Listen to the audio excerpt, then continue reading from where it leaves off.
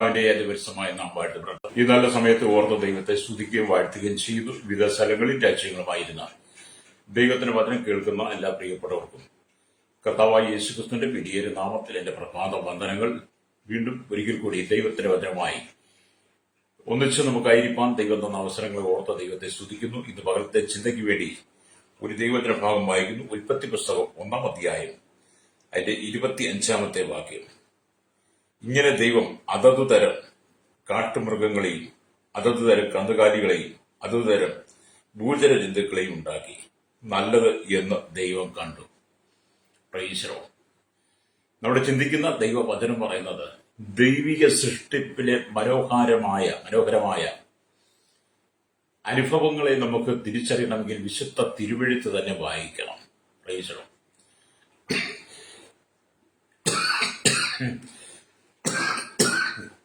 ദൈവ സൃഷ്ടി എന്ന് പറയുന്നത് ഒരു അത്ഭുതം തന്നെയാണ്.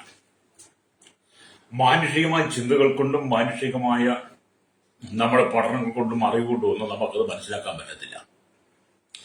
എന്നൊരു ആത്മീയ മനുഷ്യനെ സംബന്ധിച്ചിടത്തോളം ദൈവ സൃഷ്ടിയുടെ മനോഹരത്വം നമുക്ക് മനസ്സിലാക്കാൻ കഴിയും. അല്ലേലിയ.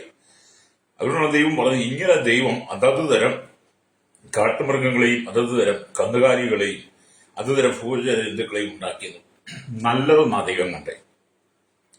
കോടാനുകോടി അലുരിയ ഗാലക്സികൾ അടങ്ങുന്ന നക്ഷത്ര അവരുടെ സമൂഹത്തിൽ നക്ഷത്രങ്ങൾ മണിക്കൂറിൽ അലുരിയ 4 ലക്ഷത്തിലധികം മൈൽ വേഗത്തിൽ കറങ്ങിക്കൊണ്ടിരിക്കുന്നുവെങ്കിലും അവ തമ്മിൽ ഒരിക്കൽ പോലും കൂട്ടിയിടിക്കുന്നില്ല, കൂട്ടിമുട്ടുന്നില്ല എന്നുള്ളൊരു യാഥാർത്ഥ്യം നമ്മൾ മനസ്സിലാക്കണം. കാരണം അതിനെല്ലാം സഞ്ചരിക്കുവാൻ വേണ്ട ഭ്രമണപഥം ദൈവം പാത, അതിന്റെ എല്ലാം ആ പാതയിലൂടെയാണ് സഞ്ചാര വേഗതയിൽ അത് സഞ്ചരിച്ചുകൊണ്ടിരിക്കുന്നത്.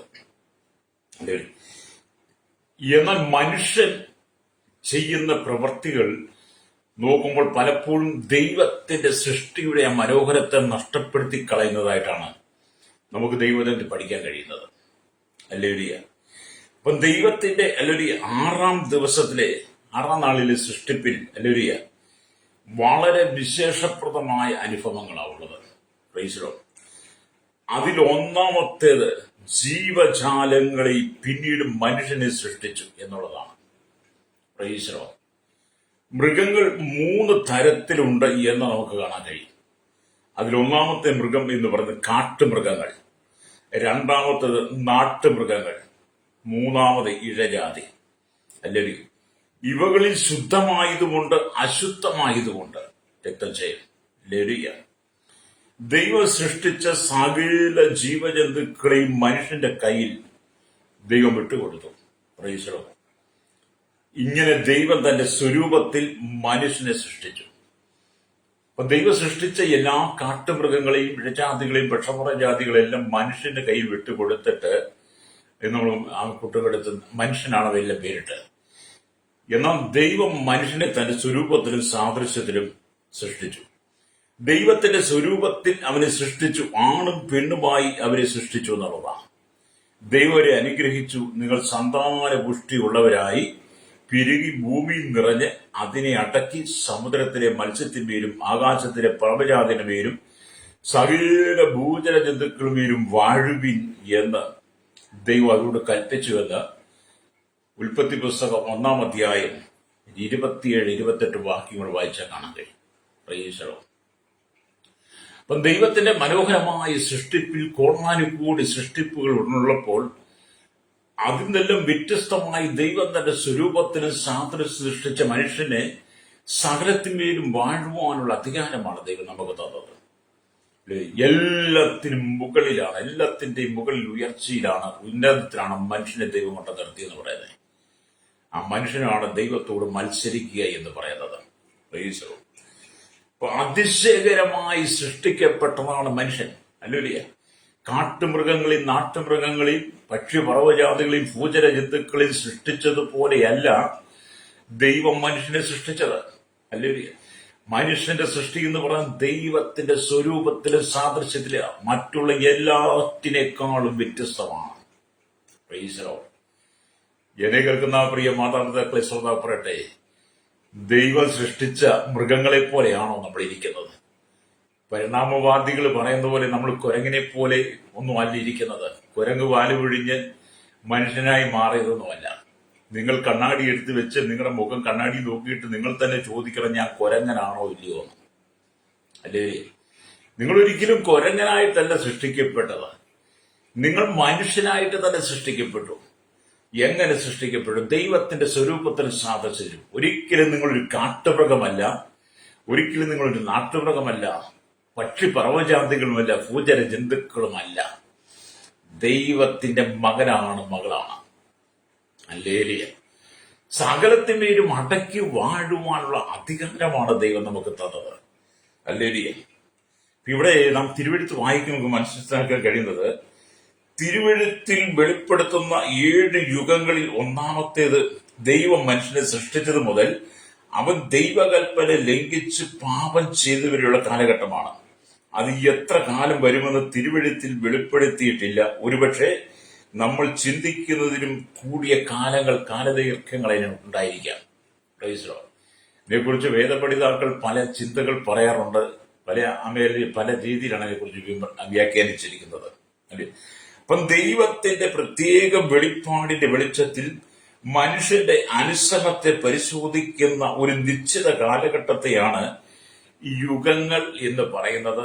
ആ നിഷ്പാപ യുഗത്തിലാണ് ആദമിനെ ദൈവം സൃഷ്ടിച്ചത്. അല്ലേലിയ.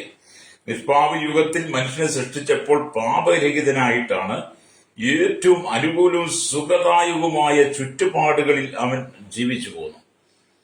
അപ്പൊ നിഷ്പാപ യുഗത്തിൽ ആ മനുഷ്യന് ഏറ്റവും ശ്രേഷ്ഠമായ രീതിയിൽ ജീവിച്ചു പോരുവാൻ വേണ്ടിയുള്ള എല്ലാ സംവിധാനങ്ങളും ദൈവം ഏദൻ തോട്ടത്തിൽ മനുഷ്യൻ നൽകിയിരുന്നു.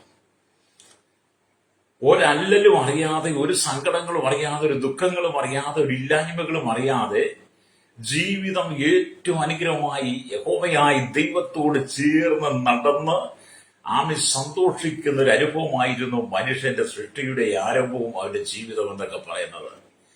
എന്നാൽ മനുഷ്യന്റെ ജീവിതത്തിൽ വന്ന അനുസരണക്കേട് മുഖാന്തരം ദൈവം അവർക്ക് കൊടുത്തിരുന്ന മനോഹരമായ ഏദൻ പർദീസിന് അനുഭവം നഷ്ടപ്പെട്ടു. ആ നഷ്ടപ്പെട്ട കാരണം മനുഷ്യന്റെ അനുസരണക്കേടാണ്. അല്ലേലിയ. ദൈവം സൃഷ്ടിച്ച സകല കാട്ടുമൃഗങ്ങളും നാട്ടുമൃഗങ്ങളും പക്ഷി പർവ്വജാതികളും ഭൂചര ജന്തുക്കളും എല്ലാം ദൈവത്തെ അനുസരിക്കുമ്പോൾ, പ്രകൃതി ദൈവത്തെ അനുസരിക്കുമ്പോൾ, പ്രകൃതി രമണീയമായ ഈ കാഴ്ചകളെല്ലാം നമ്മൾ കാണുമ്പോൾ അവയെല്ലാം ഒരുപോലെ ദൈവത്തെ അനുസരിക്കുന്നു.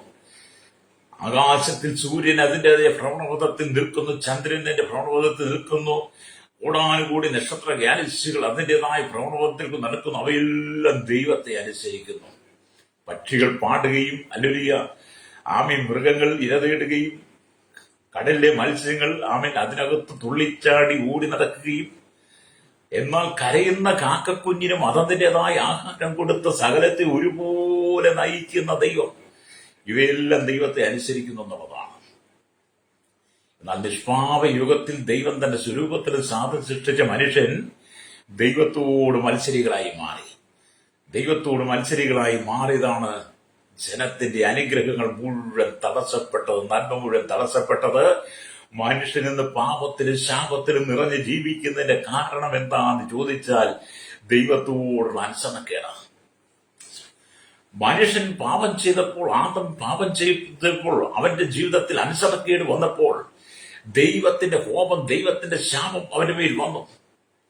അങ്ങനെ ശാപഗ്രസ്തനായ മനുഷ്യന്റെ ജീവിതത്തിൽ പിന്നീടുണ്ടായ സകല സന്തതികളും ആ പാപത്തിലാണ് ജനിക്കുന്നത്. ആ പാപത്തിലാണ് അനുസരണക്കേടിന്റെ മക്കളിൽ അല്ലെങ്കിൽ വ്യാപരിക്കുന്ന ഒരനുഭവം, ഒരു വൈശാചിക ശക്തിയുണ്ട്. അവിടെ കേൾക്കുന്ന മാതാവേ, പിതാവേ, സകല സൃഷ്ടിക്കാൾ ശ്രേഷ്ഠമായി സൃഷ്ടിച്ച് ഭൂമി സകലത്തെ അടക്കി വാഴുവാൻ നമുക്ക് അധികാരം തന്ന് ഭൂമിയിലാക്കി വെച്ചിരിക്കുന്ന കർത്താവിനെ നമ്മൾ അനുസരിക്കണം. രക്തം ചെയ്യും യേശുവിനെ അംഗീകരിക്കണം, അനുസരിക്കണം. പ്രൈസറോ, അനുസരിക്കുന്നതാണ് ഏറ്റവും വലിയ സ്നേഹമെന്ന് ഒക്കെ പറയുന്നത്. അല്ലേ? ഞാൻ നിങ്ങളെ ബഹുമാനിക്കുകയും അനുസരിക്കുകയും ചെയ്യുമ്പോൾ ഞാൻ നിങ്ങളോട് കാണിക്കുന്ന വലിയ സ്നേഹമാണ്. അല്ലേ? സ്നേഹത്തിന്റെ ഫലമാണ് അനുസരണം എന്നൊക്കെ പറയുന്നത്. സ്നേഹിക്കുന്നവർക്ക് മാത്രമേ അനുസരിക്കാൻ കഴിയത്തുള്ളൂ, അനുസരിക്കുന്നവർക്ക് മാത്രമേ സ്നേഹിക്കാൻ കഴിയത്തുള്ളൂ. ഭാര്യ ഭർത്താവിനെ അനുസരിക്കുന്നു, ഭർത്താവ് ഭാര്യയെ അനുസരിക്കുന്നു, അപ്പനും അമ്മയും മക്കളും പരസ്പരം അങ്ങോട്ടും ഇങ്ങോട്ടും അനുസരിക്കുന്നു. നാം സമൂഹത്തെ അനുസരിക്കുന്നു, ദൈവസഭ അനുസരിക്കുന്നു, ഇടയന്മാരെ അനുസരിക്കുന്നു, നമ്മൾ കടന്നു ചെല്ലുന്ന ജോലി മേഖലയിൽ എല്ലാവരെയും അനുസരിക്കുന്നു. ആ അനുസരണത്തിലൂടെ മറ്റുള്ളവരോട് നമുക്ക് സ്നേഹം പുലർത്താൻ കഴിയും. Praise the Lord. എന്നാൽ അനുസരണമില്ലെങ്കിൽ ആരെയും നമുക്ക് സ്നേഹിക്കാൻ കഴിയത്തില്ല. രക്തം ചെയ്യും.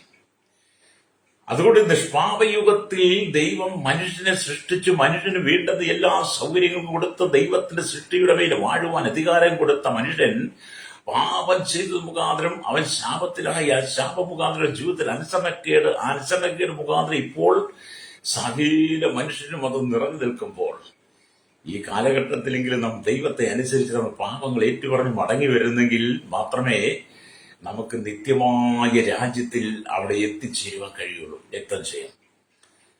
സകലത്തെ അടക്കി വാഴുവാനുള്ള അധികാരം ദൈവം നമുക്ക് തന്നു. Praise the Lord. ഒന്ന് ഓർത്ത് വയ്ക്കുക, നമ്മുടെ പദവി എത്ര വലുതാ. Praise the Lord. എന്നെ കേൾക്കുന്ന മാതാപിതാക്കൾ, എന്താണ് നിന്റെ കണ്ണുനീര്, എന്താണ് നിന്റെ ദുഃഖം, എന്താണ് നിന്റെ സങ്കടം, നിന്റെ മനോവിഷമങ്ങൾ എന്താണ്, നീ മാനസികമായി അനുഭവിക്കുന്ന ഹൃദയത്തിന്റെ വേദനകൾ എന്താണ്?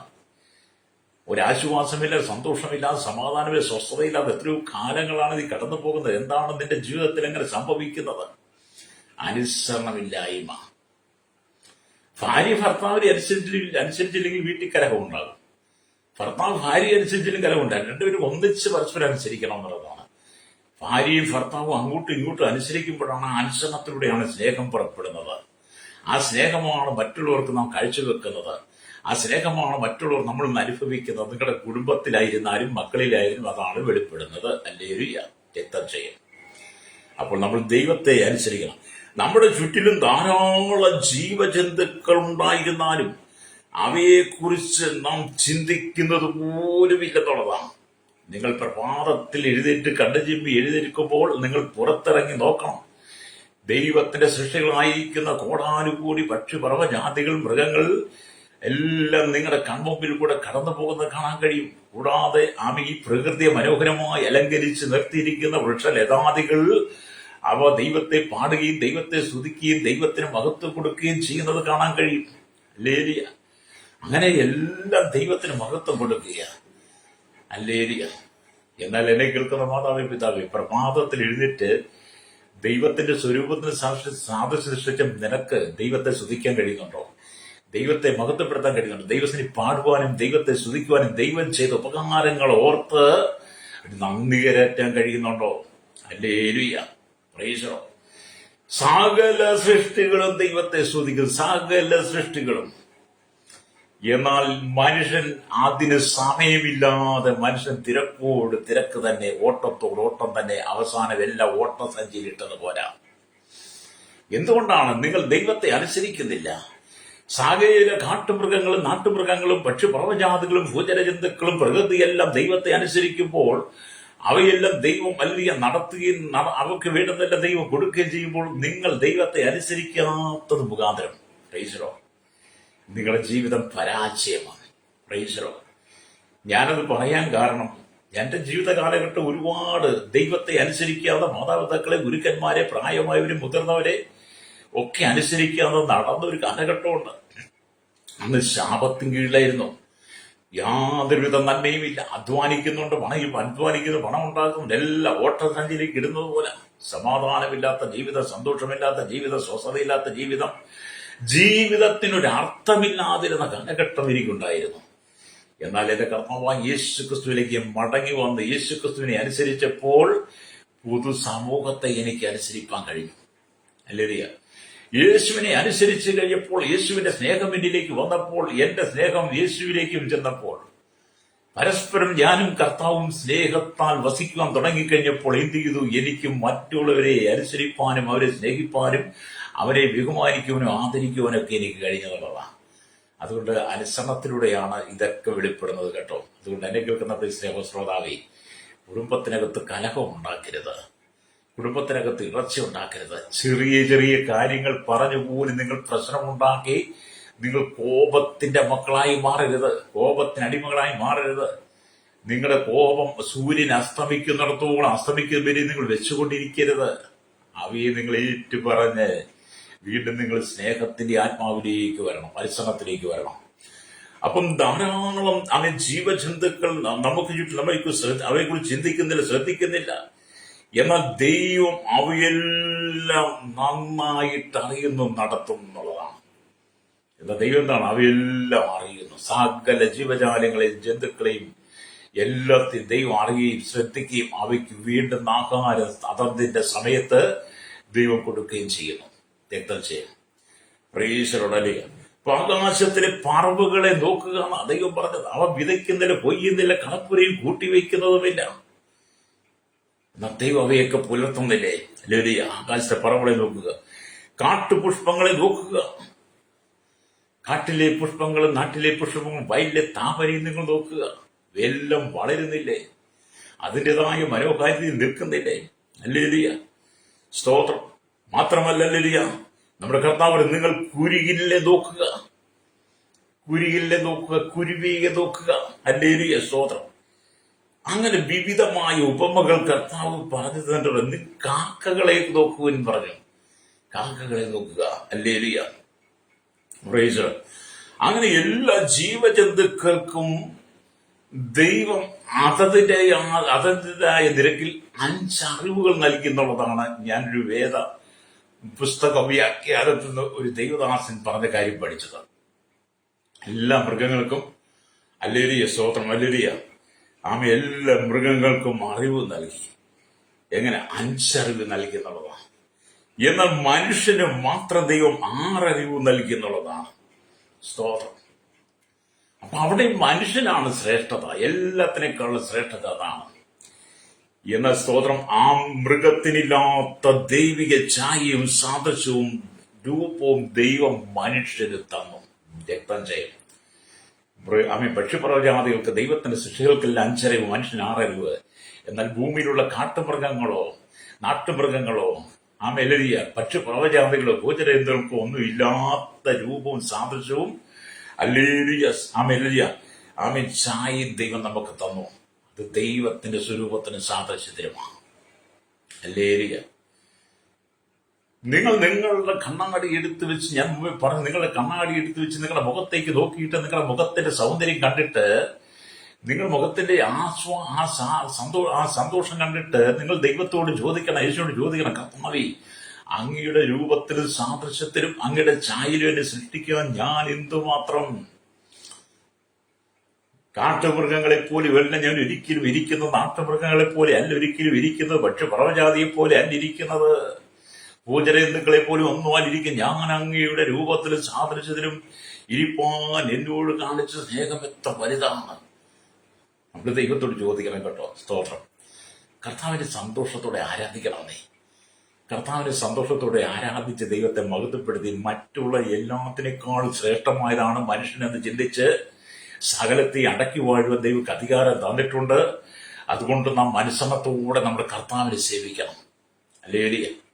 നമ്മുടെ കർത്താവ് ക്രൂശിലെ മരണത്തോളം അനുസരണമുള്ളവനായി തീർന്നെന്നാണ് വേദപുസ്തകം രേഖപ്പെടുന്നത്. ഫിലിപ്പി ലേഖനം 2 വരും കാണുന്നുണ്ട്. ക്രൂശിലെ മരണത്തോളം അനുസരണമുള്ളവനായി തീർന്നു പിതാവിനോട്. എന്നെ കേൾക്കുന്ന മാതാവേ, പിതാവേ, നാം ദൈവത്തോട് അനുസരണമുള്ളവരായി മാറണം. അപ്പൊ സകല സൃഷ്ടികൾക്കും ദൈവം അതതിന്റെ അറിവ് കൊടുത്തു. മനുഷ്യന് മാത്രം 6 അറിവ് നൽകി. ദൈവത്തിന്റെ ഛായയും സാദൃശ്യവും രൂപവും നൽകി. അല്ലേ? മനുഷ്യന്റെ ഉള്ളിൽ നശിച്ചു പോകാത്ത ജീവാത്മാവിനെ തന്നു. അപ്പൊ നമ്മുടെ ഉള്ളിലെ ആത്മാവ് ഒരിക്കലും നശിച്ചു പോകുന്നില്ല. മൃഗം ചത്തടിയുന്നത് പോലെ, അല്ലെങ്കിൽ പക്ഷിപർവ്വജാതികൾ ചത്തു വീഴുന്നത് പോലെ,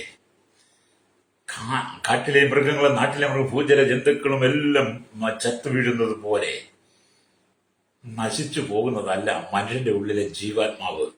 അല്ലേ? അത് നശിച്ചു പോകാത്ത ആത്മാവാണ്. ദൈവത്തിന്റെ സൃഷ്ടിയായ സകല കാട്ടുമൃഗങ്ങളും നാട്ടുമൃഗങ്ങളും മറ്റു പറവജാതി ഭൂജല ജന്തുക്കളും മരിച്ചു കഴിയുമ്പോൾ ചത്തു കഴിയുമ്പോൾ അതിന്റെ ശരീരം ഈ മണ്ണിലേക്ക് അരിഞ്ഞു ചേരുന്നു. അതിന്റെ ആത്മാവ് ഒരിക്കലും നിത്യത്തിലേക്ക് പോകുന്നില്ല. കാരണം നശിച്ചു പോകാത്ത ആത്മാവ് അതിലില്ല. എന്നാൽ മനുഷ്യന് നശിച്ചു പോകാത്ത ഒരു ആത്മാവുണ്ട്. അത് ദൈവത്തിന്റെ ജീവശ്വാസമാണ്. ദൈവം നിലത്തെ പൊടിയുന്ന മനുഷ്യനെ സൃഷ്ടിച്ചു. അവന്റെ മൂക്കിൽ ജീവശ്വാസം ഊതി അവൻ ജീവനുള്ള ദേഹിയായി തീർന്നു. അപ്പൊ നമ്മുടെ ഉള്ളിൽ വ്യാപരിക്കുന്ന ശ്വാസം ദൈവത്തിന്റെ ശ്വാസമാണ്. അതൊരിക്കലും നശിച്ചു പോകാത്തതാണ്. നാം മരിച്ച് ഈ മണ്ണിലേക്ക് നമ്മുടെ ശരീരം അലിഞ്ഞു ചേരുമ്പോൾ നമ്മുടെ ഉള്ളിലുണ്ടായിരുന്ന ആത്മാവും നശിച്ചു പോകാത്ത ആത്മാവും നിത്യത്തിലേക്ക് ചെല്ലുന്നു. ആത്മാവിനെ തന്നവന്റെ അരികിലേക്ക് പോകുന്നു. ഹല്ലേലൂയ. വീണ്ടെടുക്കപ്പെട്ടവരുടെ ആത്മാവാകട്ടോ. നിങ്ങൾ സഭാപ്രസംഗിയുടെ പുസ്തകം 12-7 വാക്യങ്ങൾ വായിച്ചാൽ അവിടെ ഉണ്ടെന്നാ തോന്നുന്നത്. മനുഷ്യനെ പൊടിയിലേക്ക് മടങ്ങിച്ചേരുന്ന ആത്മാവോ അതിനെ തന്നവന്റെ അരിയിലേക്ക് മടങ്ങിച്ചേരുന്ന. അതെ, മനുഷ്യന്റെ ആത്മാവ് ഒരിക്കലും നശിച്ചു പോകുന്നതല്ല. ഈ ഭൂമിയിൽ നിങ്ങൾ ജീവിക്കുമ്പോൾ കർത്താവ് യേശുക്രിസ്തുവിനെ അനുസരിച്ച് പാപങ്ങൾക്ക് പരിഹാരം വരുത്തി ശുദ്ധീകരണം വരുത്തി ദൈവത്തോട് ചേർന്ന് അനുസരണത്തോട് നടന്ന് നിങ്ങൾ ഈ ഭൂമിയിൽ കർത്താവിന് മഹത്വമായത് ചെയ്ത് നിങ്ങൾ ഈ ലോകം വെടിയുമ്പോൾ, ലോകത്ത് നിന്ന് മാറ്റപ്പെടുമ്പോൾ നിങ്ങളുടെ ഉള്ളിൽ നശിച്ചു പോകാത്ത ആത്മാവ് നിത്യതയിലെത്തും. രക്ഷിക്കപ്പെട്ട് മാനസാന്തരപ്പെട്ട് വിശുദ്ധ ജീവിതം നയിക്കുന്നവരെ കേട്ടോ. അല്ലാതെ കള്ളും കുടിച്ച് തെറിയും പറഞ്ഞ് വെണ്ണും പിടിച്ച് ലോകത്തിന്റെ ഇംഗിതങ്ങൾക്ക് ജീവിച്ച് മോഷ്ടിച്ച് പിടിച്ചു പറിച്ചും കൊള്ള നടത്തി കൊലപാതക അധികാരത്തിന്റെ സ്ഥാനമാനങ്ങൾക്ക് വേണ്ടി രാഷ്ട്രീയം കളിച്ചും തീവ്രവാദം ഭീകരവാദം വർഗീയതയൊക്കെ നടത്ത് അങ്ങനെ കൊള്ള മുതലൊക്കെ പങ്കിട്ട് സകലത്തിന് വേണ്ടി റൗഡിസോ കളിച്ച് നടക്കുന്ന ഒരു ആത്മാവല്ല ഇത് നിത്യത്തിലേക്ക് പോകുന്നത്. അതൊക്കെ നിത്യ നരകത്തിലേക്കാണ്. അല്ലേ? ദൈവത്തെ അനുസരിക്കുന്നവന്റെ, കർത്താവിന്റെ സ്വന്തം രക്ഷിതാപിതമായി സ്വീകരിച്ചവന്റെ, ദൈവം മക്കളായവരുടെ പിതാവ് എന്ന് വിളിക്കുന്ന പുത്രത്തിന്റെ ആത്മാവിന് നിറയപ്പെട്ട മനുഷ്യന്റെ ആത്മാവ് അത് നിത്യത്തിലെത്തിച്ചേരും. എന്നെ കേൾക്കുന്ന മാതാവേ, പിതാവേ, ശ്രോതാവേ, ഇന്ന് നീ മരിച്ചാൽ നിന്റെ ആത്മാവ് നിത്യതയിലുണ്ടാകുമോ? ഒരു മനുഷ്യൻ സാർവലോകവും നേടി തന്റെ പ്രാണൻ അവനെ നഷ്ടമാക്കിയാൽ അവരെന്ത് പ്രയോജനം? എന്നെ കേൾക്കുന്ന ശ്രോതാവേ, നിങ്ങൾ ഈ ലോകത്തിൽ ജീവിച്ച് കോടാനുകോടി രൂപ സമ്പാദിച്ച് പേരും പ്രശസ്തിയും ഒക്കെ നിങ്ങൾ ഉണ്ടാക്കിയെടുത്തു. മറ്റുള്ളവരെക്കാൾ എല്ലാം നിങ്ങൾക്ക് സകലവിധ വിധത്തിലും ജ്ഞാനവും അറിവും കഴിവും ഒക്കെ ദൈവം നിങ്ങൾക്ക് തന്നിട്ടുണ്ട്. പക്ഷെ എങ്കിലും ലോകത്തിന് വേണ്ടി ജീവിച്ച് നിങ്ങൾ മരിച്ച് നിങ്ങളുടെ ആത്മാവ് നിത്യ നരകത്തിലേക്ക് പോയാൽ നിങ്ങൾക്ക് എന്താണ് ഗുണം? അത് വരാതിരിക്കണമെങ്കിൽ ഭൂമി ജീവിക്കുമ്പോൾ തന്നെ ദൈവത്തിന്റെ ഛായയിലും സ്വരൂപ സാധനം സൃഷ്ടിച്ച മനുഷ്യൻ ദൈവത്തോട് കാണിച്ച അനുസരണക്കേട് മുഖാന്തരം ഏതൻ പാർദീസ നഷ്ടപ്പെട്ടവൻ തോട്ടത്തിന് പുറത്തുമായി ശാപഗ്രസ്തനായി മാറിയെങ്കിൽ കർത്താവ് യേശുക്രിസ്തുവിലൂടെ നമുക്ക് ലഭിച്ചിരിക്കുന്ന ആത്മരക്ഷ. അതുകൊണ്ട് കർത്താവ് യേശുവിനെ സ്വന്തം രക്ഷിതാവും പിതാവുമായി സ്വീകരിച്ച് നാം ദൈവത്തെ യേശുവിനെ അനുസരിച്ച് അവനോടൊപ്പം ജീവിച്ച് വിശുദ്ധ ജീവിതം നയിച്ച് ഹല്ലേലൂയ. നമ്മൾ ഈ ഭൂമിയിലായിരിക്കും നമ്മുടെ മരണാനന്തരം നമുക്ക് നിത്യതയിൽ എത്തിച്ചേരാം. സ്വർഗരാജ്യത്തിൽ നമുക്ക് എത്തിച്ചേരുവാൻ കഴിയും. അവിടെ സകലത്തെക്കാൾ അതുകൊണ്ട് ദൈവം പറയുന്നത് ഹല്ലേലൂയ, ആകാശത്തിലെ പറവുകളെ നോക്കുക, പക്ഷികളെ നോക്കുക, സ്വതം പുഷ്പങ്ങളെ നോക്കുക, കുരുവിയെ നോക്കുക, കുരുകിലിനെ നോക്കുക, കാക്കകളെ നോക്കുക. അതിൽ നിന്നൊക്കെ വ്യത്യസ്തനായിട്ടല്ലേ നീ നിൽക്കുന്നത്? നീ നിന്നെ തന്നെ നോക്കി ചിന്തിക്കുക.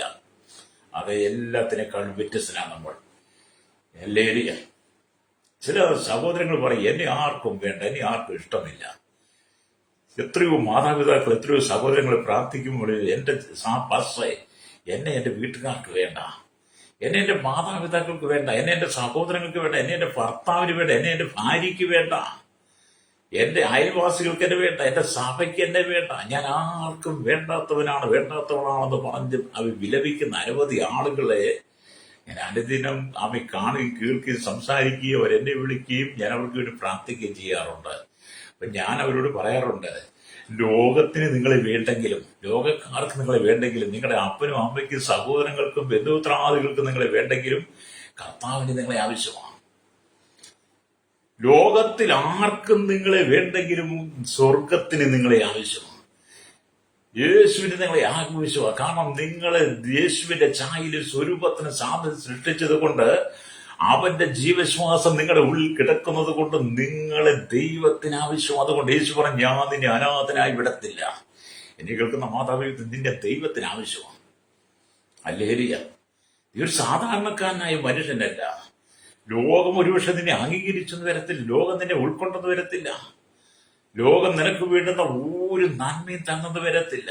എല്ലായിടത്തും നിന്നെ പരിഹസിച്ച് മാറ്റി നിർത്തിയാലും ലോകത്തിന്റെ പരിഹാസത്തിന് മുമ്പ് നീ വീർപ്പുമുട്ടി പോകാതെ നീ യേശുവിലേക്ക് മടങ്ങുക. നിന്നെ മാറോട് ചേർത്ത് പിടിക്കുന്ന യേശുവുണ്ട്. അവന്റെ ആണിപ്പഴുതുള്ള കരങ്ങളിലേക്ക് നിന്നെ ഒന്ന് വിട്ടുകൊടുത്താൽ അവൻ നിന്നെ മാറോട് ചേർത്ത് പിടിച്ച് ഒരമ്മയെ ആശ്വസിപ്പിക്കുന്നത് പോലെ, ഒരു അപ്പൻ മക്കളോട് കരുണ കാണിക്കുന്നത് പോലെ എന്നോട് കരുണ കാണിക്കുന്ന ഒരു നല്ല കർത്താവ് നമുക്കുണ്ട്.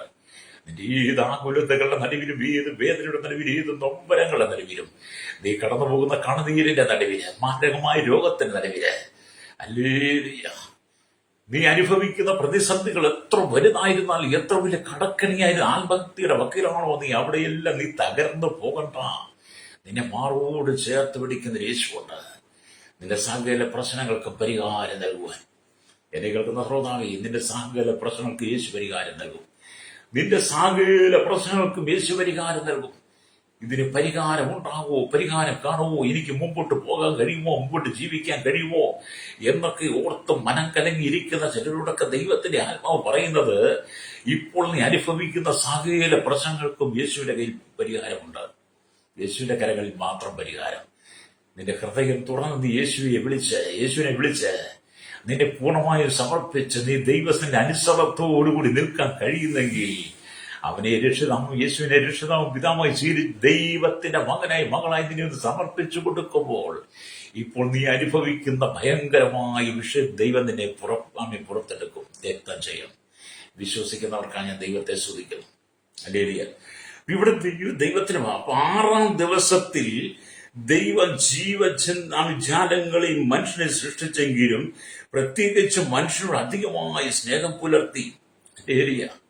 അപ്പൊ എല്ലാത്തിനെയും ദൈവം സൃഷ്ടിച്ചെങ്കിലും, ഹല്ലേലൂയ, മനുഷ്യനോട് മാത്രം പ്രത്യേകമായ സ്നേഹം കാണിച്ചു ദൈവം.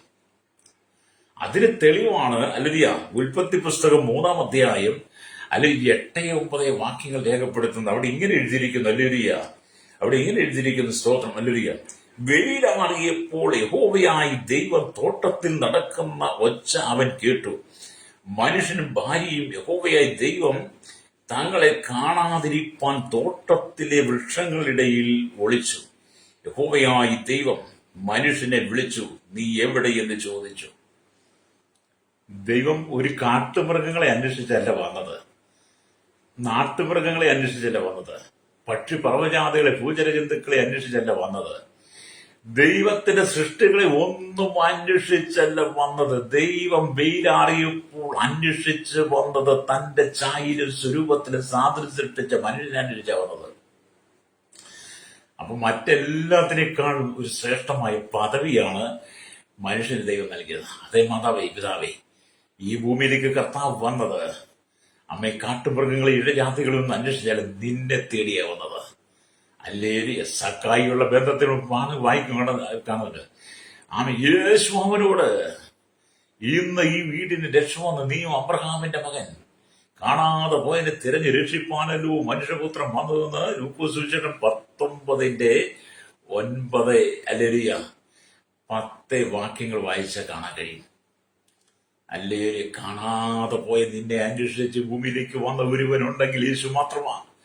ദൈവത്തോട് അനുസരണക്കേട് കാണിച്ച് പാപത്തിൽ വീണ് സാത്താന്റെ കയ്യിൽ അമർന്നു പോയ നീ, സാത്താന്റെ കയ്യിൽ അമർന്നു കിടന്നു നിന്നെ സാത്താൻ നിന്നെ മുള്ളുകൾ നിന്നെ ജരിക്കുന്നത് പോലെ, മുൾക്കൂട്ടത്തിനകത്ത് അകപ്പെട്ടതുപോലെ നിന്നെ നശിപ്പിച്ചുകൊണ്ടിരുന്നപ്പോൾ അതിന്റെ നടുവിൽ നിന്നെ പുറത്തിറക്കി കൊണ്ടുവന്നത് യേശുവാ.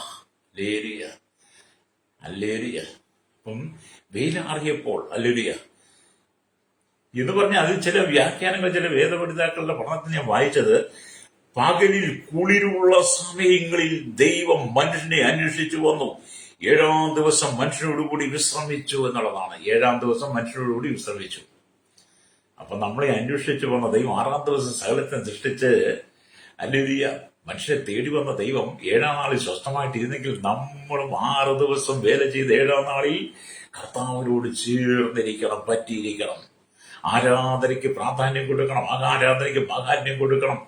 അന്ന് ബിസിനസ്സാണ്, ജോലിയാണ്, കടയിൽ നിന്ന് ലീവ് കിട്ടത്തില്ല, അങ്ങനെ പോരാൻ പറ്റത്തില്ല എന്ന് പറഞ്ഞ് നീ ആരാധന മുടക്കിക്കളയരുത്. എവിടെയെങ്കിലും ജോലിക്ക് കയറിയ പറഞ്ഞ ഞായറാഴ്ചയും വരത്തില്ല, ഞായറാഴ്ച എനിക്ക് ആരാധനയുടെ ദിവസമാണ്, അന്ന് ഞാൻ വരത്തില്ല എന്ന് പറയണം. ഹല്ലേലൂയ. പറയാനുള്ള ചങ്കൂറ്റമൊക്കെ വേണം. പ്രൈസ്. നിങ്ങൾ ചില ആളുകളൊക്കെ ശ്രദ്ധിച്ചില്ല, അവരവരുടെ പ്രാർത്ഥനയോ അവരുടെ ആചാരങ്ങളോ ഒരിക്കലും തെറ്റിക്കത്തില്ല. വീണ്ടെടുക്കപ്പെട്ട ദൈവമക്കൾക്ക് മാത്രം തെറ്റിക്കാൻ എവിടുന്ന് അധികാരം കിട്ടിയത്? ദൈവത്തോട് കാണിക്കുന്ന അനുസരണക്കേടല്ലേ ആരാധന മുടങ്ങുന്നത്. ആരാധനയ്ക്ക് വരാത്തത്? 7 നാൾ സ്വസ്ഥമായിരുന്ന ദൈവത്തിന്റെ സന്നിധിയിൽ നീ വന്ന് ദൈവത്തെ ആരാധിക്കുന്ന നിന്റെ ജീവിതത്തിന്റെ അനുസരണക്കേടാ. നീ ദൈവത്തെ അനുസരിക്കുന്നില്ല, ദൈവത്തോട് സ്നേഹമില്ല. നിനക്ക് പണത്തെയാണ് സ്നേഹം, പണത്തെയാണ് നീ ബഹുമാനിക്കുന്നത്. പണത്തിന്റെ യാഥാർത്ഥ്യം നിന്റെ ഉള്ളിൽ കയറിയിരിക്കുന്നതുകൊണ്ട്, ദൈവ്യാഗ്രഹത്തിനകത്ത് നീ വസിക്കുന്നതുകൊണ്ട് നിനക്ക് ദൈവത്തെ അനുസരിക്കാൻ കഴിയുന്നില്ല. അതുകൊണ്ട് നീ ഞായറാഴ്ച പോലും ജോലിക്ക് പോകും, ഞായറാഴ്ച പോലും നീ ആരാധന മുടക്കി നീ ഉല്ലാസയാത്രയ്ക്ക് ടൂറിന് പോകും. ലേലിയ അനുസരിക്കാത്ത തലമുറ നോക്ക്, പ്രകൃതിയെ നോക്ക്, അവൻ ദൈവത്തെ അനുസരിക്കുന്നു. സകല സൃഷ്ടികളെ നോക്ക്, അവയെല്ലാം ദൈവത്തെ അനുസരിക്കുന്നു. നിന്റെ സ്ഥിതി എന്താ? നിന്റെ അനുസരണം എന്താണ് ദൈവത്തോട്? നീ അനുസരിക്കുന്നവളാണെങ്കിൽ ആഴ്ചയിൽ 6 ദിവസം ജോലി കഴിഞ്ഞിട്ട് 7-ാം ദിവസം നീ ആലയത്തിൽ വന്നിട്ട് ദൈവത്തെ സ്തുതിക്കുക, അവൻ ചെയ്ത ഉപകാരങ്ങളോർത്ത് വർണ്ണിക്കുക അവന്റെ നാമത്തെ. ഹല്ലേലൂയ. 7-ാം ദിവസം ദൈവം സ്വസ്ഥമായത്. മനുഷ്യൻ ദൈവാനുരൂപമായി സൃഷ്ടിക്കപ്പെട്ടവനാണ്. ദൈവത്തോട് എന്നേക്കും വസിക്കുന്നതിന് വേണ്ടി ദൈവം നമുക്ക് നിയമങ്ങൾ വെച്ചിരിക്കുന്നു, വ്യവസ്ഥകൾ വെച്ചിരിക്കുന്നു. ദൈവാനുരൂപമായി സൃഷ്ടിക്കപ്പെട്ട മനുഷ്യൻ ദൈവത്തോടു കൂടെ വസിക്കുവാൻ, ദൈവത്തോടു കൂടി നടക്കുവാൻ ദൈവം നമുക്ക് വ്യവസ്ഥകൾ തന്നിരിക്കുന്നു. നീ വ്യവസ്ഥ ലംഘിച്ചതാണ് നിന്റെ കുടുംബം തകർന്നത്.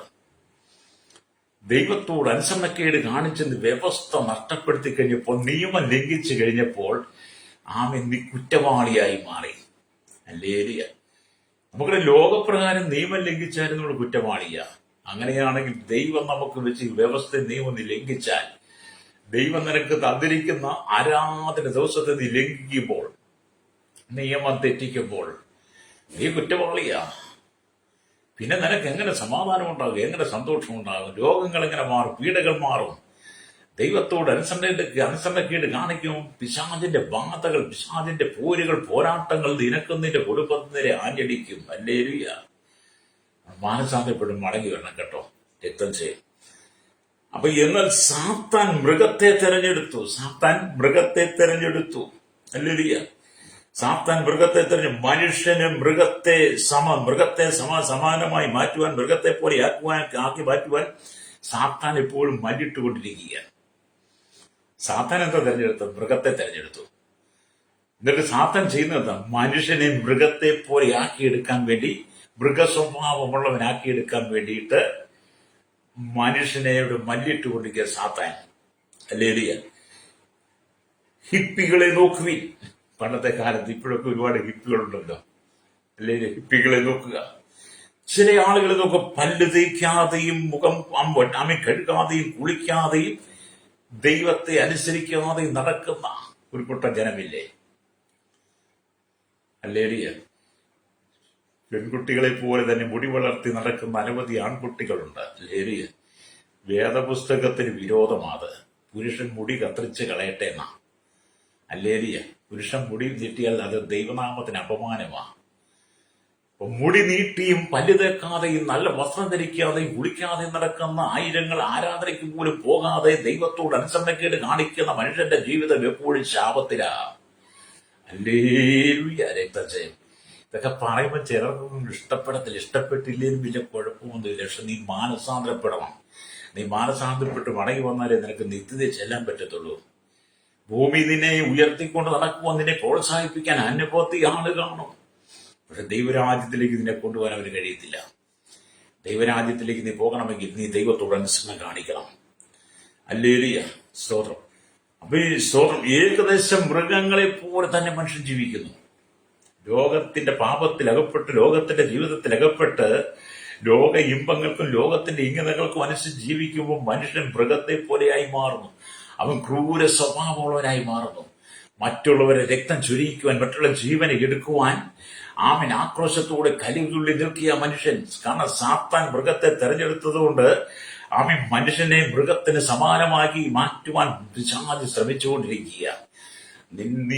പിശാച് നിന്നെ മൃഗത്തിന് സമാനമായി മാറ്റുമ്പോഴാണ് നിന്റെ ഉള്ളിൽ പ്രതികാരങ്ങൾ ഉണ്ടാകുന്നത്. ഹല്ലേലൂയ. മൃഗത്തിന്റെ സ്വഭാവം പ്രതികാരം എന്ന് പറയുന്നത്. മനുഷ്യന്റെ സ്വഭാവം സ്നേഹമാണ്. ഹല്ലേലൂയ. രക്തജയം. നീ എപ്പോഴൊക്കെ മൃഗമായി മാറുന്നു, മൃഗസമാനമായി മാറുന്നു, അപ്പോഴെല്ലാം നീ പ്രശ്നക്കാരനും പ്രശ്നക്കാരിയായി മാറും. ഹല്ലേലൂയ. രക്തജയം. മാനസാന്തരപ്പെട്ട് മടങ്ങി വന്ന ദൈവത്തിന്റെ ഛായയിൽ സ്വരൂപ സാധു സൃഷ്ടിച്ച നീയെ, ദൈവത്തോട് അനുരൂപമായി സൃഷ്ടിക്കപ്പെട്ട നീയെ, ദൈവത്തെ അനുസരിച്ച് വ്യവസ്ഥയ്ക്ക് ജീവിക്കണം കേട്ടോ. രക്തം ചെയ്യും. അല്ലേരിയ. നിന്റെ അനുഗ്രഹങ്ങൾ നീയായിട്ട് തടസ്സപ്പെടുത്തി കളയരുത്. നിന്റെ നന്മകൾ നീയായിട്ട് തടസ്സപ്പെടുത്തി കളയരുത്. നിന്റെ കുടുംബത്തേക്ക് ശാപം നീ മുഖാന്തരം കടന്നു വരരുത്. സാത്താൻ മൃഗത്തെ തെരഞ്ഞെടുത്ത ആ മൃഗം നിന്നെ നശിപ്പിക്കാൻ ശ്രമിക്കുമ്പോൾ ആ മൃഗസമാനമായ സ്വഭാവത്തെ നീ നിന്റെ കുടുംബത്തിനകത്ത് ജീവിക്കരുത്. ചില വീടുകളിലൊക്കെ ചെന്ന് കണ്ടു കഴിഞ്ഞാൽ കാണത്തില്ലേ, മനുഷ്യൻ മൃഗങ്ങളെ പോലെയായി മാറും. ചിലരെന്തെങ്കിലും പ്രശ്നം വന്നാൽ മതി, പിന്നെ കോപത്തോടെ മൃഗ സ്വഭാവമില്ല. ചിലര് കള്ളു കുടിച്ചു കഴിഞ്ഞാൽ മൃഗത്തെ പോലെയാണ്. വീട്ടിൽ നാട്ടിലും സമൂഹത്തിലും കള്ളു കുടിച്ചാൽ പിന്നെ മൃഗത്തെ പോലെയാണ്. ചിലര് മയക്കുമരുന്ന് ലഹരികൾ ഉപയോഗിച്ച് സുബോധം നഷ്ടപ്പെട്ട പിന്നെ മൃഗത്തെ പോലെയാണ്. ഇതെല്ലാം സാത്താൻ നിന്നെ നടത്തുന്നത്. അവന്റെ സ്വഭാവം അല്ലിയ ഈ എതിർപ്പുണ്ടാക്കുക എന്നുള്ളതാണ്. അവന്റെ അനുയായി മാറ്റുക എന്നുള്ളതാണ് പിശാച് അല്ലെ ചെയ്യുന്നത്. എന്നാൽ നീ ദൈവത്തിന്റെ വകയാ. നിന്റെ ഉള്ളിൽ കിടക്കുന്ന ജീവൻ, നിന്റെ ഉള്ളിൽ കിടക്കുന്ന ശ്വാസം ദൈവത്തിന്റെ നീ തിരിച്ചറിഞ്ഞ് മടങ്ങി വരണം, മാനസാന്തരപ്പെടണം. ഹല്ലേലൂയ. അപ്പൊ അന്തിക്രിസ്തുവിന് വേറൊരു നാമമുണ്ട്, മൃഗം എന്നാണ്. അവൻ 7 വർഷം ഭൂമിയിൽ ഭരണം നടത്തുമ്പോൾ അവന്റെ ഭരണം മൃഗീയമായിരിക്കും. അവന്റെ മുദ്രയായ 666 ധരിക്കുന്നവർ അവനോട് ചേർന്ന് മൃഗീയമായ ഭരണം നടത്തും. അല്ലെങ്കിൽ മൃഗത്തിന്റെ സംഖ്യ 666. വെളിപ്പാട് 13 അവസാന ഭാഗം വായിച്ചാൽ മതി. ആ മൃഗത്തിന്റെ മുദ്രയക്കുന്ന 666 മനുഷ്യൻ ധരിച്ച് മൃഗത്തോടൊപ്പം ചേർന്ന് മൃഗീയമായ ഭരണം നടത്തും അന്തിക്രിസ്തുവിന്റെ കാലഘട്ടത്തിൽ. ഹല്ലേലൂയ. എന്നാൽ എന്നെ കേൾക്കുന്ന സ്നേഹിത, ദൈവത്തിന്റെ മക്കൾ അതിൽ നിന്ന് വിടുതൽ പ്രാപിക്കണം. നിങ്ങൾ ദൈവത്തിന്റെ സാദൃശ്യത്തിലേക്ക് മാറുവാൻ വേണ്ടി ദൈവത്തോട് അഗാധമായ ഐക്യം നിങ്ങൾ പുലർത്തണം. മൃഗത്തിന്റെ മുദ്ര നീ ധരിക്കാതെ, മൃഗത്തിന്റെ സംഖ്യ 666 ധരിക്കാതെ നിങ്ങൾ ദൈവത്തോട് ചേർന്ന് ദൈവത്തോട് അനുരൂപമായി നിങ്ങൾ തീരുവാൻ വേണ്ടിയിട്ട് നിങ്ങൾ യേശുവിനെ ഹൃദയം കൊണ്ട് ദൈവത്തോട് ഐക്യത പുലർത്തണം. നിയമത്തിലേക്ക് മടങ്ങി വരണം. കർത്താവിന്റെ സ്വഭാവങ്ങൾ നിങ്ങളുടെ ജീവിതത്തിൽ വെളിപ്പെടണം. ഹല്ലേലൂയ. കർത്താവിന്റെ സ്വഭാവങ്ങൾ, അവന്റെ ഗുണാതിശയങ്ങൾ നിങ്ങളിൽ കാണപ്പെടണം. ഹല്ലേലൂയ. ഒരു ദിവസം കാഹളം ധരിക്കുമ്പോൾ നിങ്ങൾ തേജസ് പ്രാപിച്ച് രൂപാന്തരപ്പെടണമെങ്കിൽ നിങ്ങൾ മൃഗത്തെയും അതിന്റെ സംഖ്യയും വിട്ടിട്ട് നിങ്ങൾ മടങ്ങി വരണം. സാത്താന്റെ ഇംഗിതങ്ങൾക്ക് നീ വഴങ്ങിക്കൊടുക്കാതെ നീ ദൈവത്തിലേക്ക് മടങ്ങി വരണമെന്ന്. കാഹളം ധരിക്കാൻ സമയമായെന്ന് എന്നെ കേൾക്കുന്ന മാതാപിതാ, കാഹളം ധരിക്കാൻ സമയം. പാപത്തിന്റെ വഴികളെ വിട്ട് നീ മടങ്ങുക, മാനസാന്തരപ്പെട്ട് മടങ്ങുക. ഭൂമിയിലെ സ്ഥാനമാനങ്ങൾക്കും ഇവിടുത്തെ അധികാരങ്ങൾക്കും വേണ്ടി നീ ഓടി നടക്കാതെ, ഇവിടുത്തെ പണത്തിന് വേണ്ടി ദിവ്യാഗ്രഹം ഓടി നടക്കാതെ, ഇവിടുത്തെ ലോക ഇംഗിതങ്ങൾക്ക് വേണ്ടി നീ ഓടി നടക്കാതെ, മൃഗസമാനമായ നിന്റെ കോപമൊക്കെ വിട്ടുകളഞ്ഞിട്ട് നീ മടങ്ങി വന്ന് മാനസാന്തരപ്പെട്ട് ദൈവത്തോട് അനുരൂപനായി മാറണം. രക്തം ചെയ്യും. Praise the Lord. എങ്കിൽ മാത്രമേ കർത്താവ് കാഹളം ധരിക്കും തേജസ് പ്രാപിച്ച് രൂപാന്തരപ്പെടാൻ കഴിയുള്ളൂ. ഹല്ലേലൂയ. അവൻ പ്രത്യക്ഷനാകുമ്പോൾ, വേദവസം അവൻ പ്രത്യക്ഷനാകുമ്പോൾ നാം അവനെ താൻ ഇരിക്കും പോലെ തന്നെ കാണുന്നതായിക്കൊണ്ട് അവരോട് സദൃശന്മാരാകുമെന്നാണ് യോഹന്നാന്റെ ലേഖനം വായിക്കുന്നത് കാണാൻ കഴിയുന്നത്. ഹല്ലേലൂയ. സ്തോത്രം. അങ്ങനെയാണ് ദൈവം പറഞ്ഞത്. സ്തോത്രം. ഹല്ലേലൂയ. യോഹന്നാന്റെ സുവിശേഷ ആ ലേഖനത്തിലേക്ക് വരുമ്പോൾ നമുക്ക് കാണാൻ കഴിയുന്നുണ്ട്. Praise the Lord. അവിടെ എന്നെ കേൾക്കുന്ന പ്രശ്നം, നിങ്ങൾ ദൈവത്തിലേക്ക് മടങ്ങി വരണം. ഹല്ലേലൂയ. Praise the Lord. ഇവിടെ നാം ഇന്നതാകും എന്ന് ഇതുവരെ പ്രത്യക്ഷമായിട്ട് ഈ ലോകത്തിൽ നമ്മുടെ പദവി എന്താണെന്ന് പറയുന്നുവെങ്കിലും ഭാവിയിൽ നാം എന്തായി തീരുമെന്ന് പൂർണ്ണമായി വെളിപ്പെടുത്തിയിട്ടില്ല. എന്നാൽ ക്രിസ്തു പ്രത്യക്ഷനാകുമ്പോൾ നാം അവനോട് സദൃശനായി തീരുമെന്ന് യോഹന്നാൻ പറയുക. ഹൈന്ദവ വീക്ഷണത്തിൽ മോക്ഷം പ്രാപിക്കുവാൻ 4 പടികളാണുള്ളത്. 1 സാരൂപ്യം, 2 സാമീപ്യം, 3 സാരൂപ്യം, 4 സായുജ്യം എന്നിവയാണ് ആ പടികൾ. അതിനെക്കുറിച്ച് പറയുന്നത് സാലോക്യം എന്നാൽ ഹല്ലേലൂയ വിദൂരത്തിൽ നിന്നും ഈശ്വരനെ ദർശിക്കുക. സാമീപ്യം എന്നാൽ ഈശ്വരനുമായി കൂടുതൽ അടുത്ത് സമ്പർക്കത്തിൽ ഏർപ്പെടുക. സാരൂപ്യം എന്നാൽ ഈശ്വരനുമായി സാമ്യമുള്ളവരായി തീരുക. സായുജ്യം എന്നാൽ ഈശ്വരനിൽ തന്നെ ലയിക്കുക. ഈ നിലയിലുള്ള ചിന്തയല്ല യോഹന്നാൻ പറഞ്ഞത്. ഹൈന്ദവ വീക്ഷണത്തിൽ അങ്ങനെ കാണുന്ന ഈ ചിന്തയല്ല യോഹന്നാൻ പറഞ്ഞു. യോഹന്നാൻ പറഞ്ഞ മഹത്വ സമ്പൂർണനായിരിക്കുന്ന മശിഹ ആമി മധ്യാകാശത്തിൽ വെളിപ്പെടുമ്പോൾ നാം തേജസ്സിനെ തേജസ് പ്രാപിച്ചവരായി അവരുമായി മുഖാമുഖം കാണുവാൻ കഴിയും. ഹല്ലേലൂയ. മാനവ കുലത്തിന് നഷ്ടപ്പെട്ടു പോയ അവന്റെ പദവി, മനുഷ്യന് നഷ്ടപ്പെട്ടു പോയ ഛായയും സ്വരൂപവും സാദൃശ്യവും ദൈവം നമുക്ക് മടക്കി തരുമെന്ന്. ഹല്ലേലൂയ. സ്തോത്രം. ഹല്ലേലൂയ. അപ്പോൾ നാം ദൈവത്തോട് അനുരൂപമായി മാറും. അതുകൊണ്ട് എന്നെ കേൾക്കുന്ന മാതാവി പിതാവി, നിങ്ങൾ മടങ്ങി വന്ന് മാനസാന്തരപ്പെടണം.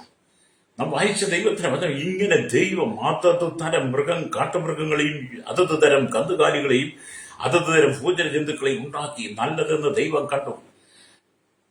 അങ്ങനെ കാട്ടുമൃഗങ്ങളും നാട്ടുമൃഗങ്ങളും ഇഴജാതികളും അല്ലെങ്കിൽ ഭൂചര ജന്തുക്കളും പക്ഷിപ്രവജാതികളെല്ലാം സൃഷ്ടിച്ച അതിൽ നിന്ന് ശ്രേഷ്ഠനായി ദൈവം മനുഷ്യനെ സൃഷ്ടിച്ചു. ആ മനുഷ്യനെ ദൈവം തന്റെ സ്വരൂപം സാധനം സൃഷ്ടിച്ചു. ദൈവത്തിന്റെ ജീവിതോത്സവം മനുഷ്യന്റെ ഉള്ളിൽ ഊതി. ആ മനുഷ്യൻ അനുസരണക്കേട് കാണിച്ചു. അവന് നഷ്ടപ്പെട്ടത് ഏതനാണ്. പുതിയ നിയമസഭയിൽ നഷ്ടപ്പെടുന്ന ഒരു സ്വർഗീയ പരീക്ഷയാണ്. അതുകൊണ്ട് മടങ്ങി വന്ന് മാനസാന്തരപ്പെട്ട വ്യവസ്ഥയിലേക്ക് വരുവാൻ ദൈവത്തിന്റെ ആത്മാവ് നിങ്ങൾ ഒരുക്കട്ട്. ആരെങ്കിലും ലോകത്തിൽ സമാധാന സന്തോഷത്തിന്റെ സ്വസ്ഥത ജീവിക്കുന്നെങ്കിൽ ഇന്ന് പകൽ ഈ വചനം ഏറ്റെടുത്ത് മാനസാന്തരം മടങ്ങി വന്ന് വ്യവസ്ഥയ്ക്ക് ജീവിക്കുവാൻ ഞങ്ങൾ ഏൽപ്പിച്ചു കൊടുക്കുക. എന്നോടൊപ്പം പ്രാർത്ഥിക്കുക. പരിശുദ്ധ ഞങ്ങളുടെ നല്ല ദൈവമേ, സ്വർഗീയ പിതാവേ, അനുഗ്രഹിക്കപ്പെട്ട നല്ല സമയത്ത് ഈ വചനം കേട്ടുള്ള സകല ജനത്തെ ഞങ്ങൾ ഓർത്ത് പ്രാർത്ഥിക്കുന്നു. കർത്താവേ, അങ്ങ് ഭൂമി സൃഷ്ടിച്ച സകലത്തെക്കാൾ ശ്രേഷ്ഠമായ പദവി തന്ന് മനുഷ്യനെ പ്രത്യേകമായി സ്നേഹിച്ച് കരുതി കൈത്താങ്ങൽ തന്ന് കർത്താവെ ചേർത്ത് മനുഷ്യന്റെ പാപം സകല ജനത്തിനും പാപത്തിൽ വസിക്കുമ്പോൾ മകൾ മടങ്ങി വന്ന് മാനസാന്തരപ്പെടുവാൻ ദൈവങ്ങളെ ഏൽപ്പിക്കുന്ന ശൈശവത്തിനും ബാല്യത്തിനും കൗമാരും യുവനത്തിനും വാർത്തത്തിന്റെ അനുവൃത്തരാസന യാചകർ ഓർഫനേജുകളുടെ ജീവിത തടവറയിലായിരിക്കുന്ന സകല ജനത്തെയും village panchayat municipality corporation taluk block ജില്ല ഭരണാധികാരികൾ സംസ്ഥാനങ്ങൾ രാജ്യങ്ങൾ ഭരിക്കുന്ന രാജാക്കന്മാർ രാജ്യമാർ പ്രധാനമന്ത്രി പ്രസിഡന്റ് ഗവർണർ പട്ടാളത്തെ ഗോത്രങ്ങളെ ദ്വീപുകളെ ആദിവാസികൾ ട്രൈബൽ മേഖലയായി ജനത്തിനായി പ്രധാനമായിട്ട് കരസേന വ്യോമ നാവികസേന അധികാരികൾ അതിർത്തി ECRPF ക്രമസമാധാന പാലന നിർമ്മാണ രംഗത്ത് നിൽക്കുന്നവരെ എല്ലാ വ്യവസായ വിഭാഗങ്ങളെയും പോലീസ് വിവിധ സ്റ്റേഷനുകളെ ജുഡീഷ്യൽ ഭാഗങ്ങളെ സഹകരണം ഇരുപതുമേൽ ആരോഗ്യമേൽ സാമ്പത്തിക വിദ്യാഭ്യാസ ആരോഗ്യ മേഖലയായിരിക്കുന്ന എല്ലാ കേന്ദ്ര സംസ്ഥാന ജീവനക്കാരെ കടലോരവാസ തീരദേശ മത്സ്യബന്ധന ആഴത്തിൽ കടന്നുപോയിരിക്കുന്നവർ കർത്താവ് ക്ഷീരമേഖലയിൽ കർഷക മേഖലയിൽ കർത്താവ് ചെറുപ്പം എല്ലാ വ്യാപാര വ്യവസായ എല്ലാ പൊതുമേഖലയും എല്ലാ വാണിജ്യ രംഗത്ത് നിൽക്കുന്നവർ കരികൾ കമ്പനി ഫാക്ടറി ജോലി ചെയ്യുന്നവർ അല്ലേരിയ കർഷകരുടെ ഓട്ടോ യൂണിയനകത്ത് എല്ലാ ടാക്സിയുടെ ഡ്രൈവേഴ്സിനെയും കരയിലും കടലും ആകാശമാർ വാഹനോട് വാഹനങ്ങൾ സെയിൽസ് ചെയ്യുന്നവരെ എല്ലാ സഹന പൊതുമേഖലയായിരിക്കുന്ന സകല ജനത്തെയും മദ്യത്തിന് മയക്കുമരുന്ന് പാൻസിലേക്കും അടിപ്പെട്ട പാപത്തിൽ ജീവിക്കുന്ന സകല ജനത്തിനും മടങ്ങിവരോട് കൊടുക്കുവാൻ ദേശത്ത് വിദേശത്ത് കഷ്ടം സഹിക്കും വിദേശ രാജ്യ കഷ്ടം പുറപ്പെടുന്നവർ ഭാരവന് ജോലി നഷ്ടപ്പെട്ട വിസ നഷ്ടപ്പെട്ട വിസ പുതുക്കേണ്ട ഭാരപ്പെടുന്നവർ പാസ്പോർട്ടിന് വേണ്ടി ആഗ്രഹിക്കുന്നവർ വിദേശ സൗകര്യസ്വരമാർ കർത്താവ് വിവിധമായ പ്രതിസന്ധി കടന്നുപോകുന്ന കടക്കണിയിലൂടെ കടന്നുപോകുന്ന ജീവിത നിരാശ പാപശാപ രോഗ മാരകമായ രോഗങ്ങൾക്ക് അധീനരായി മനുഷ്യൻ ലോകത്തിന്റെ കഷ്ടതയിൽ കടന്നു പോകുമ്പോൾ ഇന്ന് പകൽ കർത്താവ് ജനം മടങ്ങി വന്ന് മാനസാന്തരപ്പെട്ട് യേശുക്രിസ്തുവിനെ അനുസരിച്ചുകൊണ്ട് കർത്താവിന്റെ വചനം പ്രമാണം ജീവിപ്പാൻ വിശുദ്ധ ജീവിതം നയിപ്പാൻ ഈ ജനത്തിന്റെ ആത്മീകൾ കണ്ടു തുറക്കാനായി പ്രാർത്ഥിക്കുന്നു. സാത്താൻ മൃഗത്തെ തെരഞ്ഞെടുത്ത് മനുഷ്യന്റെ ഉള്ളിൽ സാത്താൻ മൃഗത്തിന്റെ സ്വഭാവം കൊണ്ട് ശ്രമിക്കുമ്പോൾ മൃഗത്തിന്റെ 666 മനുഷ്യനെ ധരിപ്പിച്ചുകൊണ്ട് മനുഷ്യനും സാത്താനും മൃഗീയമായ ഭരണം നടത്തുവാൻ പിശാച് താന്ത്രങ്ങൾ വരയുമ്പോൾ ഇതുപോലെ കർത്താവ് ജനം മടങ്ങി വന്ന് യേശുവിനെ സ്വന്തം രക്ഷിതാവിധമായി സ്വീകരിച്ച് ദൈവകൽപ്പന പ്രമാണിച്ച് കർത്താവിന്റെ മധ്യാകാശം ഒരു കാഹളം ധരിക്കുമ്പോൾ തേജസ് പ്രാപിച്ചവരായി കർത്താവോട് എടുക്കപ്പെട്ട നിത്യയിൽ വസിക്കുവാൻ ജനത്തെ ഒരുക്കണമെന്ന് പ്രാർത്ഥിക്കുന്നു. എല്ലാ ശാപങ്ങളും എല്ലാ രോഗബന്ധനും അഴിഞ്ഞു മാറട്ടെ. കേരളത്തിനായി ഭാരതത്തിന് 3 രാജ്യങ്ങളെ ഓർത്ത് പ്രാർത്ഥിക്കും. 800 കോടിയിലെത്തിയ ജനത്തിന്റെ ഭരണപ്രദേശ പാർട്ടികൾക്ക് മത സാമൂഹിക സംസ്കാര യാത്ര മാധ്യ മീഡിയ സയന്റിസ്റ്റുകൾ എഞ്ചിനീയർമാർ എല്ലാവരും മാനസാന്തരം എല്ലാം പ്രാർത്ഥിക്കുന്നു. മനുഷ്യ അക്രമം വിട്ട് മടങ്ങി വന്ന ദൈവത്തോട് അനുഭവം തീരുവാൻ ഈ ജനത്തെ ഞങ്ങൾ ദൈവങ്ങൾ ഏൽപ്പിക്കുന്നു. മാനസാന്തരം കൊടുക്കണമേ യേശുവിന്റെ നാമത്തിൽ തന്നെ. ആമേൻ ആമേൻ ആമേൻ.